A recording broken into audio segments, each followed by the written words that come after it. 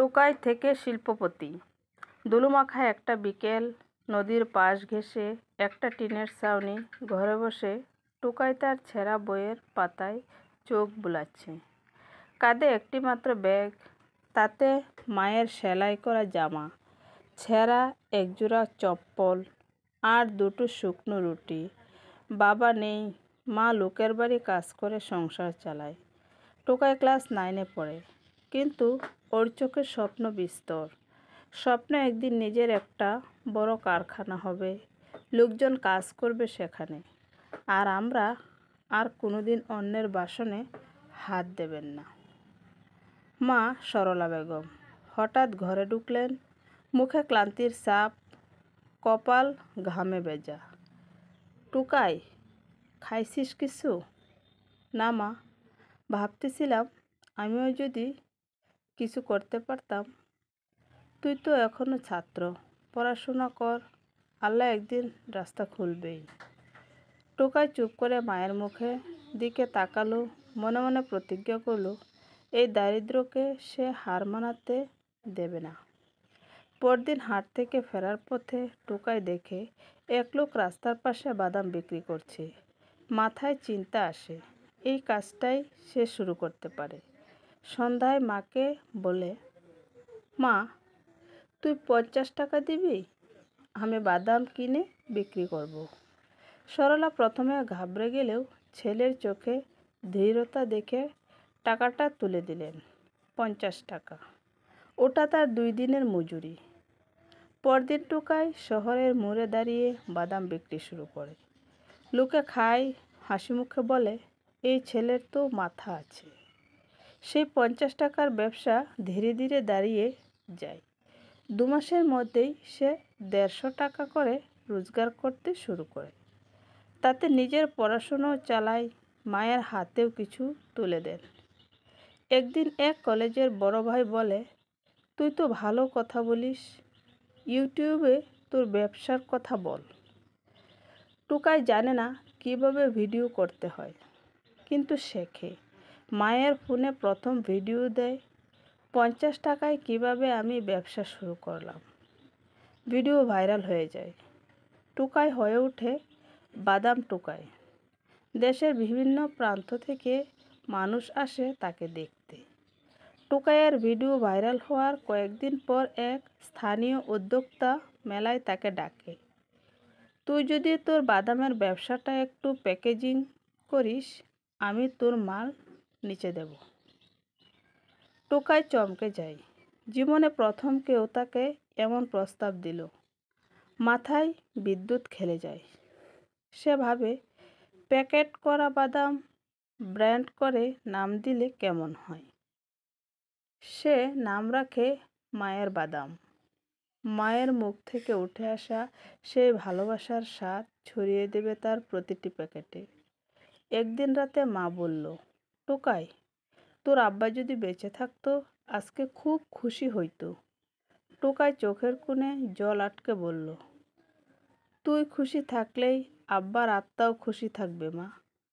মা তখন হাতে একটা কাপড়ের থলে দেয়, তোর আব্বা মারা যাওয়ার আগে রেখে গেছিল, তোকে ব্যবসা করতে বলছিল সব সময়। টোকাই থলে খুলে দেখে পুরনো একটা ডায়েরি, তাতে তার বাবা লিখে রেখেছে, টোকাই যদি ব্যবসা করতে চায় তার পাশে থাকবে যেন সবাই। এই ছেলেটার চোখে আগুন আছে। টোকাই ডায়েরি বুকে চেপে ধরল। তার ব্যবসা আর নিজের স্বপ্ন এখন শুধু তার নয়, বাবারও। বাদামের প্যাকেট নিয়ে সে এখন বিভিন্ন ছোট দোকানে সরবরাহ করে। একদিন এক কাস্টমার বলে, তোমার বাদামের স্বাদ একদম মায়ের হাতের মতো। একটা কথা টোকাইয়ের ভিতর বিস্ফোরণ ঘটায়। সে ভাড়া নেয় একটা ছোট্ট দোকান। দোকানের নাম রাখে মায়ের স্বাদ বাদামঘর। মায়ের হাতে সে দেয় প্রথম বিক্রি টাকা। মা তখন চোখের পানি মুছে বলে, আজ বুঝি তুই শিল্পপতির পথে হাঁটলি টোকাই। টোকাইয়ের দোকান মায়ের স্বাদ বাদামঘর এখন পরিচিত হয়ে উঠেছে শহরের নানা প্রান্তে। একদিন হঠাৎ করেই দোকানের সামনে এসে থামে একটি টিভি চ্যানেলের গাড়ি। একজন সাংবাদিক বেরিয়ে এসে বলে, আপনি টুকাই? আমরা স্বপ্নযাত্রা নামের একটি প্রোগ্রামের জন্য আপনাকে ফিচার করতে চাই। টুকাই ঘাবড়ে যায়, আমি তো কিছুই জানি না ক্যামেরার সামনে দাঁড়ানোর। সাংবাদিক হেসে বলে, আপনার মতো স্বপ্ন দেখা মানুষগুলোই তো আমাদের প্রেরণা। টিভিতে প্রচার হয় টুকাইয়ের গল্প। 50 টাকা থেকে এক স্বপ্নের কারখানা। দেশ জুড়ে মানুষ তার গল্পে মুগ্ধ হয়। পরদিন থেকেই ক্রেতার ভিড় বেড়ে যায় এবং একই সাথে কিছু বড় বিনিয়োগকারীর চোখ পড়ে তার ব্যবসার দিকে। সেদিন বিকেলে এক তরুণী এসে দোকানে দাঁড়ালো। হালকা নীল শাড়ি, চোখে গাঢ় কাজল, হাতে ক্যামেরা। আমি অনুরাধা, বিজনেস স্টাডিজে পড়ি। আপনার উপর থিসিস করছি, startup in grassroots level. টুকা একটু লজ্জা পায়, আবার ভালোও লাগে। এমন সুন্দর স্মার্ট একটা মেয়ে তার কথা নিয়ে গবেষণা করছে। অনুরাধা হাসতে হাসতে বলে, আপনার গল্প আমাকে ছুঁয়ে গেছে। আপনি তো এখনকার দিনে এক বাস্তব হিরো। টোকাই অবাক হয়, হিরো? সে তো এখন ঠিকমতো ইংরেজি বলতে পারে না। তবে সেই বিকালটা বদলে দেয় অনেক কিছু। টুকাইয়ের জীবনে প্রথমবার কারো উপস্থিতি হৃদয়ের ভেতর নরম হয়ে ঠাঁই করে নেয়। অনুরাধার পরামর্শে টুকাই নিজের ব্যবসার জন্য একটি ছোট্ট কারখানা পরিকল্পনা করে। সে প্রথমবার ব্যাংকে যায় লোন নিতে। ব্যাংকের কর্মকর্তা প্রথমে তাকে পাত্তা দিতে না চাইলেও যখন দেখে টিভি রিপোর্ট, অনলাইন রিভিউ, তখন সে অবাক। আপনার তো অনেক পটেনশিয়াল আছে টোকাই ভাই। টোকাই চুপ করে থাকে। সে জানে এই জায়গা, এই সম্মান কোনো কপাল নয়, এটা তার ঘাম আর চোখের জলের ফল। সেদিন রাতে সে মাকে বলে, মা, আমাদের নিজস্ব কারখানা হবে। মায়ের স্বাদ সারা দেশে যাবে। মা কেঁদে ফেলে, তুই শিল্পপতি হ টোকাই, আমি শুধু দূর থেকে দেখব, গর্ব করব। টোকাই এখন সত্যিকার অর্থে ব্যবসায়ী। শহরের এক প্রান্তে ছোট্ট একটা জমি ভাড়া নিয়ে গড়ে তুলে তার প্রথম ছোট্ট কারখানা। 4 জন কর্মচারী, সবাই তার মতোই একসময় রাস্তায় বাদাম বিক্রি করত। টোকাই বলে, আমি একা বড় হইনি, তোমরা আমার হাত ধরেই এগোবে।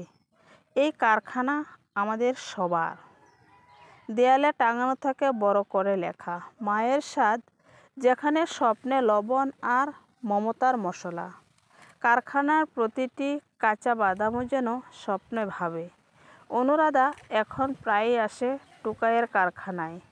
তার থিসিস প্রায় শেষ, কিন্তু টোকাইয়ের প্রতি আগ্রহ যেন শেষ হয় না। একদিন কারখানার ছাদে দাঁড়িয়ে তারা দুজন, তুমি এতটা দূর এসেছ, কখনো ভয় লাগেনি? ভয় তো লাগতো, কিন্তু তার চেয়ে বড় ছিল বিশ্বাস, মা আর নিজের উপর। অনুরাধা চুপচাপ তার দিকে তাকায়, হঠাৎ বলল, তুমি জানো টোকাই, তুমি আমার জীবনে দেখা সবচেয়ে সাহসী ছেলে। টোকাই কিছু বলে না, শুধু অনুরাধার চোখে তাকিয়ে থাকে। সে বুঝতে পারে এটা শুধু বন্ধুত্ব নয়, যেখানে স্বপ্ন উড়ে সেখানেই হিংসা জমে। শহরের এক বড় বাদাম কোম্পানি টোকাইয়ের জনপ্রিয়তায় চমকে ওঠে। তারা শুরু করে বাজারে তার বিরুদ্ধে নানান গুজব ছড়ানো। লোকাল বাদাম নাকি ঠিকঠাক পরিষ্কার নয়, মায়ের স্বাদ আসলে লোক দেখানো।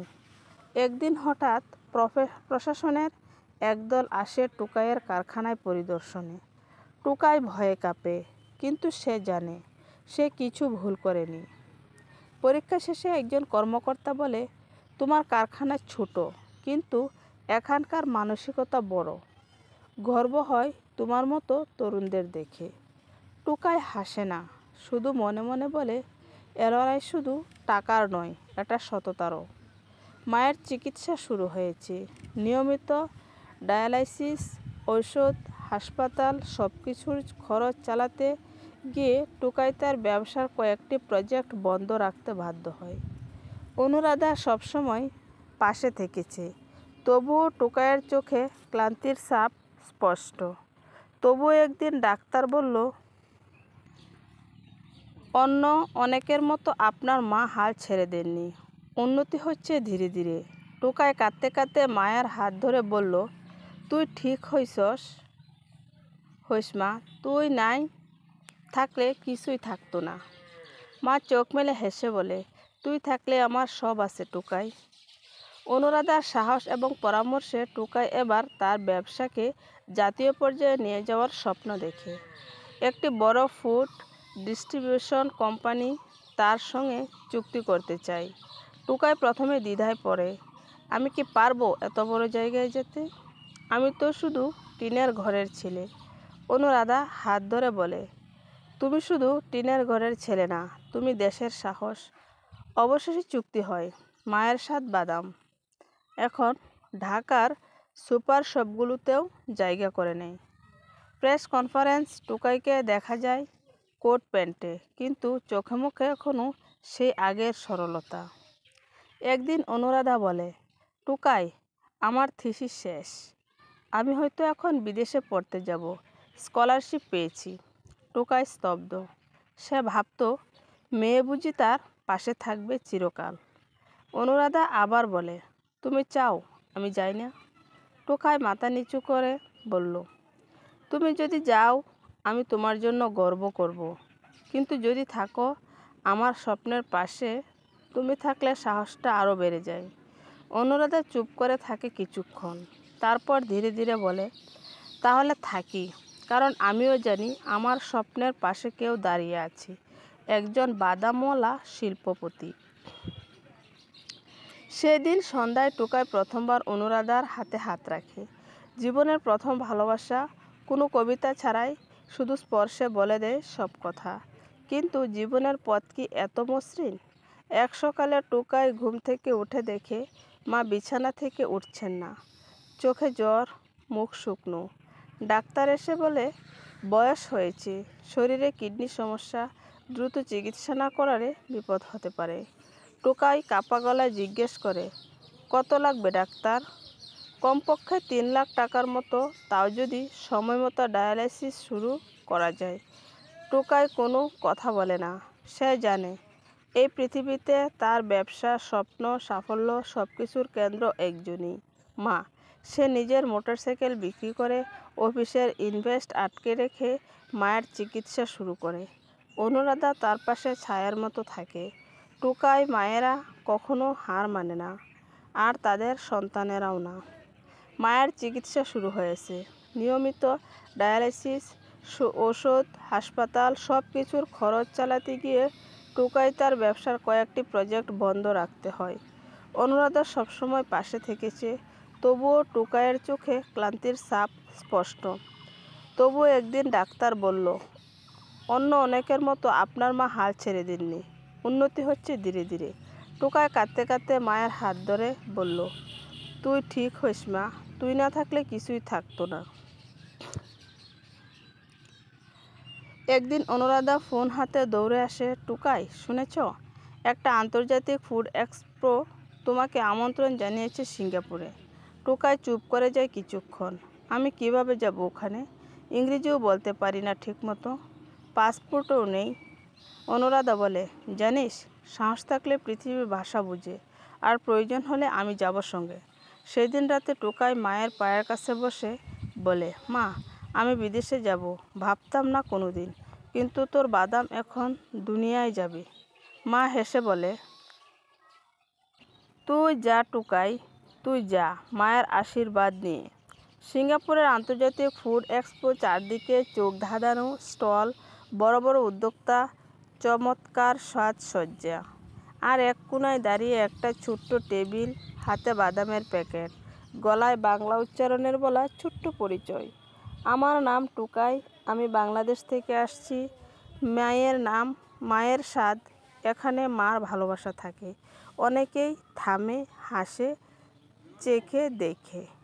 এক জাপানি প্রতিনিধি বলে, this is not just food, this is emotion. Tukai সেদিন অনুভব করে তার মায়ের নাম এখন বিশ্বমঞ্চে। টুকাই দেশে ফিরে আসে সম্মাননা নিয়ে। তার হাতে young food entrepreneur excellence award. Shahjalal বিমানবন্দর থেকে নামতেই একঝাঁক সাংবাদিক ঘিরে ধরে। আপনি তো বাদাম বিক্রেতা ছিলেন, এই জায়গায় এলেন কিভাবে? এখন তো আপনি বিদেশের ব্র্যান্ড অ্যাম্বাসেডর। টুকাই হাসে, তার উত্তর ছোট, আমি কিছু না। আমি শুধু মায়ের হাতে শেখা এক মুঠো স্বপ্ন নিয়ে লড়েছি। মিডিয়ায়, পত্রিকায়, সোশ্যাল মিডিয়ায় ভাইরাল হয় তার ছবি। টুকাই রাস্তাঘাট থেকে বিশ্বমঞ্চে। কিন্তু ঠিক এই আনন্দের সময় এক পুরনো শত্রু তার পথে ছায়ার মতো ফিরে আসে। শহরের সেই বড় বাদাম কোম্পানি, যারা আগেও টুকাইয়ের বিরুদ্ধে গুজব ছড়িয়েছিল, এবার এক ধরনের প্রতিহিংসায় মেতে ওঠে। তারা মায়ের স্বাদ এর নামে ভুয়া অভিযোগ তোলে। পণ্যে ক্ষতিকর উপাদান আছে, লেবেলিং ভুল, লাইসেন্স সমস্যা। একদিন খাদ্য অধিদপ্তর থেকে একটি দল এসে কারখানা সাময়িকভাবে সিল করে দেয় তদন্তের জন্য। টুকাই চুপচাপ সব দেখে। অনুরাধা তখন তার পাশে দাঁড়িয়ে কাঁধে হাত রাখে। তুমি হার মানবে না টুকাই, তুমি একা নও। টুকাই আইনজীবী নিয়োগ করে, প্রমাণ দেয় সব কিছু বৈধ, পরিষ্কার ও সৎভাবে পরিচালিত হচ্ছে। 2 সপ্তাহ পর তদন্ত শেষ হয়। অফিসিয়ালি জানানো হয় মায়ের স্বাদ নির্দোষ। শহরের মানুষ ফের একবার টুকাইকে বাহবা দেয়, আর সেই প্রতিদ্বন্দ্বী কোম্পানি লজ্জায় মুখ লুকায়। প্রস্তাবের জীবনের এক সন্ধ্যায় টুকাই ও অনুরাধা বসে আছে শহরের এক ছোট্ট ক্যাফেতে, দুজনেই চুপচাপ। টুকাই একটু থেমে বলে, তুই আমার স্বপ্নের পাশে দাঁড়িয়েছিস প্রতিদিন, এখন যদি বলি সারা জীবন আমার পাশে থাকবি? অনুরাধা তাকিয়ে থাকে, তার চোখে জল, মুখে হাসি। আমি তো সেদিনই রাজি ছিলাম, যেদিন তুই বলেছিলি আমি কোনোদিন হাল ছাড়ি না। সেদিন দুজন মিলে ঠিক করে এই স্বপ্ন আর ভালোবাসা একসাথে পথ চলবে। শুধু একজন উদ্যোক্তা আর একজন গবেষক নয়, একজন স্বপ্ন দেখা ছেলে আর একজন সাহসী মেয়ে চিরদিনের মতো। এক সন্ধ্যায় টুকাই ও অনুরাধা বসে আছে শহরের এক ছোট্ট ক্যাফেতে, দুজনেই চুপচাপ। টুকাই একটু থেমে বলে, তুই আমার স্বপ্নের পাশে দাঁড়িয়েছিস প্রতিদিন, এখন যদি বলি সারা জীবনে আমার পাশে থাকবি? অনুরাধা তাকিয়ে থাকে, তার চোখে জল, মুখে হাসি। আমি তো সেদিনই রাজি ছিলাম, যেদিন তুই বলেছিলি আমি কোনোদিন হাল ছাড়ি না। সাদামাটা আয়োজন, গ্রামের ছোট্ট মন্দিরে টুকাই আর অনুরাধার বিয়ে। মায়ের হাতে গাঁদার মালা, পাশে টুকাইয়ের পুরনো বন্ধুরা, যারা একসময় ফুটপাতে বাদাম বিক্রি করত। আজ তাদের অনেকেই কর্মী, কেউ বা ছোট উদ্যোক্তা। অনুরাধা বলে, এই ঘরটা রাজপ্রাসাদ না, কিন্তু ভালোবাসায় গড়া। টুকাই হাসে, তোর হাতটা থাকলে রাজপ্রাসাদ বানাতে বেশি সময় লাগবে না। টুকাই জানে, শুধু নিজের জীবন বদলালে চলবে না। সে যায় নিজের জন্মস্থান গ্রামের দিকে, যেখানে এখনও শিশুরা স্কুলে যায় না, কাঁধে কুলি করে চাল টানে, কচু বিক্রি করে পেট চালায়। টুকাই একখণ্ড জমি কিনে বানায় মায়ের স্বাদ প্রাথমিক বিদ্যালয়। স্লোগান, যারা কাঁধে বাজার টানে তারা একদিন বইয়ের বোঝা টানবে। প্রথম দিন স্কুল খুলে টুকাই চোখে জল নিয়ে দেখে ছোট্ট ছোট্ট মুখে তার নিজের শৈশব ফুটে উঠছে। সময়ের নিয়মে মা একদিন ঘুমিয়ে পড়েন চিরতরে। তার মৃত্যুর আগে টুকাইয়ের কানে ফিসফিস করে বলেন, আমার টুকাই, তুই অনেক দূর যাবি, কিন্তু একটা জিনিস মনে রাখিস, কখনো মানুষকে ঠকাস না, তাহলে আমি তোর সঙ্গে থাকবো। মায়ের ছবি টুকাই নিজের অফিসে রাখে। প্রতিদিন কাজ শুরু করার আগে মায়ের চোখের দিকে তাকিয়ে বলে, আজকের দিনটা যেন তোর মতো সৎ হয় মা। 10 বছর পর টোকাই এখন দেশের অন্যতম সফল উদ্যোক্তা। মায়ের স্বাদ রপ্তানি হচ্ছে 8টি দেশে। মায়ের স্বাদ স্কুল এখন 3টি জেলায়। একদিন একটি বিশ্ববিদ্যালয়ে তাকে ডাকা হয় প্রধান অতিথি হিসেবে। তার নাম ডাকা হয় জনাব আব্দুল মজিদ ওরফে টোকাই। পথ থেকে পথ দেখানো মানুষ। মঞ্চে দাঁড়িয়ে সে বলে, আমি কোনো বিজনেস স্কুলে পড়িনি, আমি শিখেছি ফুটপাতে দাঁড়িয়ে কষ্ট, খিদে, লাঞ্ছনা থেকে। কিন্তু সবথেকে বড় শিক্ষাটা আমি পেয়েছি আমার মায়ের চোখে, যেখানে ছিল সাহস আর ভালোবাসার সমুদ্র। চারপাশে করতালির শব্দ, আর অনুরাধা আর তার 2 সন্তান পিছনে দাঁড়িয়ে গর্বের সঙ্গে তাকিয়ে আছে। এটাই টোকাই, একজন শিল্পপতি নয়, একজন স্বপ্নবাজ। ধন্যবাদ সবাইকে। গল্পটি ভালো লাগলে অবশ্যই পরবর্তী গল্প পাওয়ার জন্য আমাদের চ্যানেলটা সাবস্ক্রাইব করে রাখবেন। আয়েশাস ব্লগ এই চ্যানেলটা অবশ্যই সাবস্ক্রাইব করে পাশে থাকবেন।